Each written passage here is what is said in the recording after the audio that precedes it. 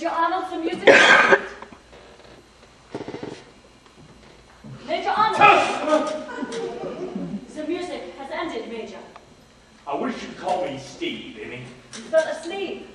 That's true, Emmy, I did. It is very difficult for me to understand how you could fall asleep during Beethoven's Fifth Symphony. Well, let me explain.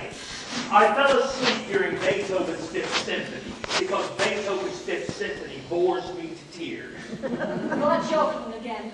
Are you joking? I am never sure when you are joking. I think you are always joking when you are being coarse. No, Emmy, I'm never joking when I'm being coarse. I don't like it when you are coarse. Then you must be having a really bad time of it, Emmy. You should listen to Beethoven carefully, Major. My favorite is the Eighth Symphony, but you should listen especially to the Ninth. Beethoven wrote it in his last years. It is one of the most beautiful pieces of music ever written. You should listen to it, Major. Is it the same length as number 5? Or as he got older, did he write shorter? Yes, you are joking, but you must listen to it, Major. That is why I have brought these records, so that you should know with whom you are dealing. I know with whom I'm dealing. You know, I knew another band leader once. Name of Dick Dixon. Yeah, small time, alto sax. Not bad. Not good, but not bad. He played one-night stands in Illinois and Michigan. This house he owned where he and the band used to stay, it burned down. Lost everything. Well, almost everything. But I got it. You know how? Because there's always one question the guilty can't answer. Get a sign writer and write it big. There's always one question the guilty can't answer. And in Dix's case, it was, how come, Dix, everybody lost everything except you? I mean, you got your clothes, your sacks. How come? He couldn't answer. He was dumb. Oh, boy, was he dumb. He owed the bookies. You understand, don't you, Emmy? He burned down his own house with the insurance money. That's what we used to call Jewish lightning. How many people I got to see before the big boys do? Just one. Helmut Road, second violinist, 1935 to present. Also, there's a request from Wiesbaden that you see a Mrs. Tamara Sachs. I have talked to her on the telephone. She'll be coming in at 2 o'clock. Oh, anything from Wiesbaden's got to be bad news. And what does this Miss Tamara Sachs want? She didn't say. Oh, Major, a young officer came by a few moments ago, saw that you were asleep and then disappeared. Well, who was it? I don't know. I have never seen him before. And 2 other messages. Captain Burney may visit later. Colonel Vodkov will not be attending. No, that's a relief. Nothing from the British? No. Well, where's this young officer now? I don't know. He came and went. Well, Emmy, go and find him, will you?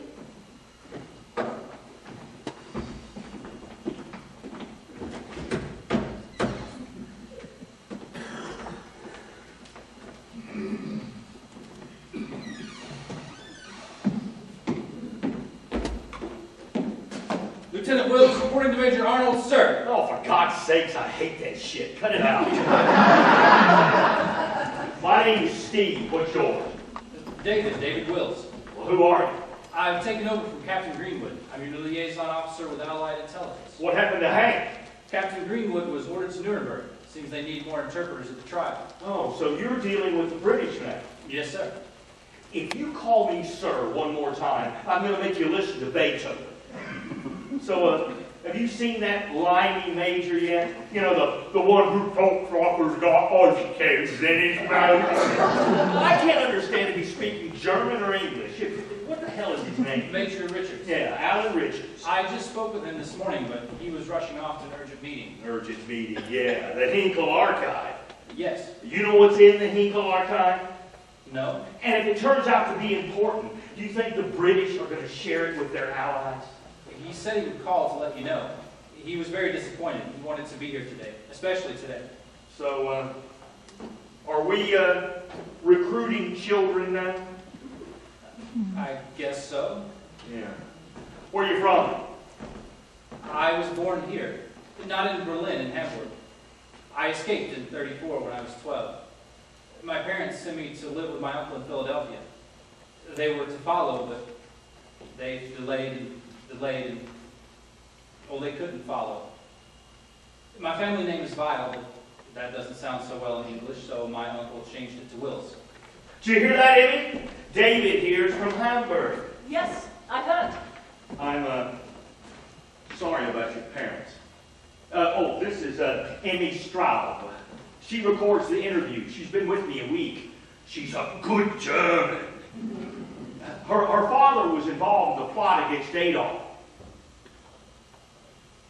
Well, what kind of intelligence officer are you, David?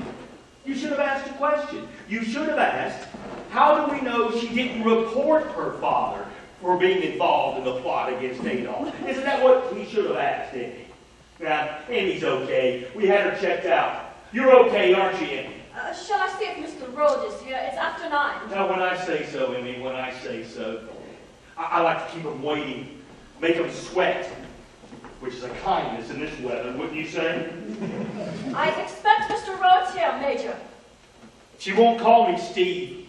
She's so correct, and she likes books and poetry. Oh, and she's crazy about Beethoven. You like Beethoven, David? Yes. Yes. Oh, no wonder you looked funny when I threatened you with the bastard. Well, and I suppose you admire musicians. Some. Don't. Don't what? This is kind of like a criminal investigation. Musicians, morticians, lawyers, butchers, doctors, clerks, they're all the same. I saw Bergen-Belsen 2 days after it was liberated. I know what I'm talking about. I've seen things with these eyes. Do you know what I'm talking about? Yes. Well, think of your parents. Don't think of musicians. We're after the big guy here. It's the band leader we're going to nail. And you know what I call him? I call him a piece of shit. I call them all pieces of shit. Captain Greenwood seems to think that hard evidence against him is going to be difficult to come by. Well, let's talk about that after we get through this road guy. Here's how we do it. It's my show, so I'll ask the questions. If you want to ask the question, you just raise a finger so he can't see, and I'll signal yay or nay. Understood? Yes. I'll explain my technique. I tell the bastards why they're here. And then I only ever ask 2 questions. First, anything that comes to mind. How you doing today? Getting enough to eat? Need any cigarettes? Real friendly. And second, I say, I see here from your questionnaire that you were never a member of the party. Is that right? Oh, absolutely right. I was never a member of the party. And then I wait. I say nothing. I just wait. And then they talk. Oh boy, do they talk. And they'll tell you what a great guy the band leader is. How he defied Adolf and Herman and Joseph. Oh, and they always get in the baton story. What's the baton story? Emmy, how many of my questions? 28. And this guy, Helmut Rhodes. Road, he'll be the 29th. So you're going to hear the baton story for the first time. I'm going to hear it for the 29th time. Oh, and they always manage to find out Emmy's last name, don't they, Emmy? Straub? Any relation to Joachim Straub? My father, Emmy says. Oh, great man, great hero. Don't you see, David, what they're trying to do is to cover the band leader in roses